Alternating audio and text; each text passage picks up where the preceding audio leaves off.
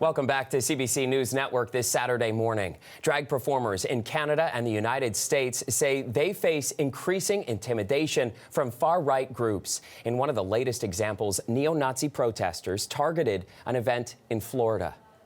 All heard the hate speech coming from around the country that really is zeroing in on drag performers, LGBT people, and now very specifically drag performers.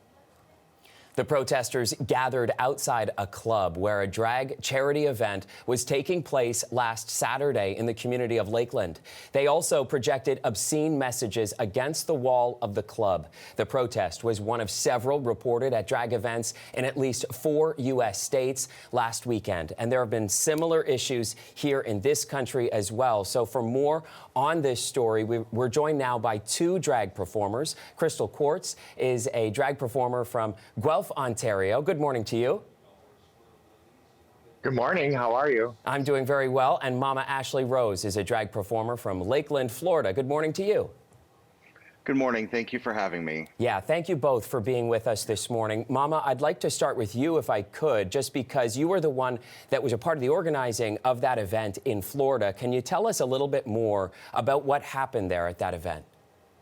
Absolutely. I do want to clarify, too, this was not a club. This was actually an art gallery that we use for many of our events. All of our events are family friendly and safe for all ages. And this was actually an art show celebrating all types of art that happened to have drag queens like myself there. And it was a fundraiser for a local organization that has a LGBT youth summer camp here in Florida. So we were preparing, and I got a phone call from one of our parents that has an 8-year-old child that was supposed to dance in our show, not in drag. And they were down the block at a parking lot concerned because there were protesters. And I told them, just please hold on.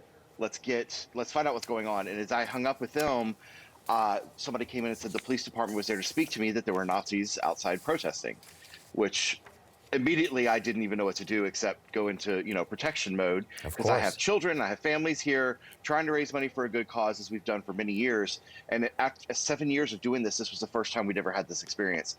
The police were very kind. They secured our perimeter. They made sure we were safe. I've seen news reports saying that we were stuck and locked inside. We were not. We were free to go, and we had escorts to escort us in and out if we wanted to. But we decided to stay inside and continue this event no matter what the hate was going on outside. Well, and the other thing that I understand is that police did not make any arrests at that event, outside that event, despite some of those disturbing messages that were displayed. And I'm curious, from your perspective, what do you think of that? So I really don't know, because I don't know the law, and I know that these people that do stuff like this know enough of the law to kind of ride that line. I personally believe that I would rather have the police remove them, obviously, but I believe that the police did the best they could. I know that there were certain things that they would start doing, like the projections, and I understand that maybe they had them stop it. I don't know the right answer to that. I did feel safe once we were inside and knew that they had secured the perimeter. It was just such an odd feeling to know that we here in our country, and I know with you guys experiencing this there, where do we draw that line between hate and freedom of speech? And I don't think a lot of people really know that answer. Yeah, it's been an ongoing conversation, of course, on both sides of the border. But I want to come back up here to Canada for a second, and over to you, Crystal, because I understand that you also recently had a drag show, and it was canceled because of threats. Can you tell us what happened there? So about a month ago, the hate group posted that they were going to buy all the tickets and give us a show that we'd never forget, and harass any parents that would bring their children into the event and make it so uncomfortable that they leave. So we decided, for the safety of everybody, to end up canceling, for the venue ended up canceling that event. And then 2 weeks went by, and I got targeted by them again in another city. I travel all over the place, so they went to now they're targeting a show tomorrow. And we just heard from Mama there telling us about what style of an event hers was, when we're talking about how it was a charity event. Not even everybody was in drag, certainly wasn't a show. And I'm curious, from your perspective, what was your event like that ultimately had to be canceled there? It's an all ages event, so I gear it towards children. We do, different characters. I do like Roxy Hart from Chicago, different Disney stuff, and just make kids' eyes light up. They get very excited and they dance with me and have a good time. So yeah, it's an all ages brunch in which people just leave feeling empowered. Yeah, and I understand that you've been doing drag for around 20 years, Crystal. So when all of these protesters, and you're hearing about all of this happening in Canada, but also in the United States, and we're hearing words like pedophile or groomer being thrown towards performers, how does that impact you personally? It's very hard mentally to hear those words. Those are words I never wanted to hear.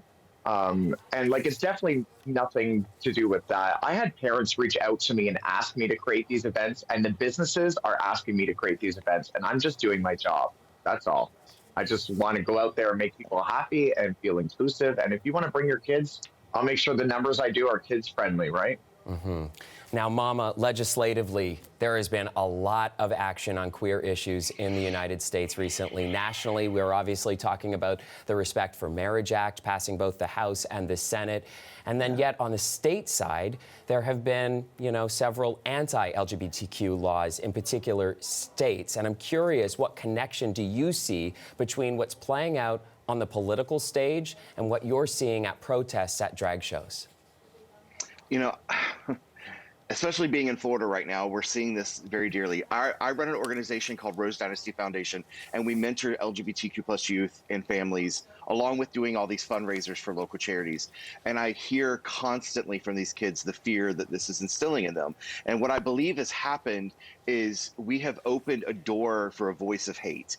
And we've opened this door for ignorance, for just blatant hate, and we've given this platform.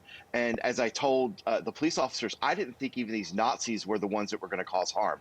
I wasn't even so much worried about them causing harm. It's the people hearing them, the people believing what they're saying, and those are the ones that are doing these crazy things that are harming people that we see across the country and across the world. And so I believe that this political lie that's being spoken is causing people to believe the hate and the lies and causing them to act out. And that's what's really causing this.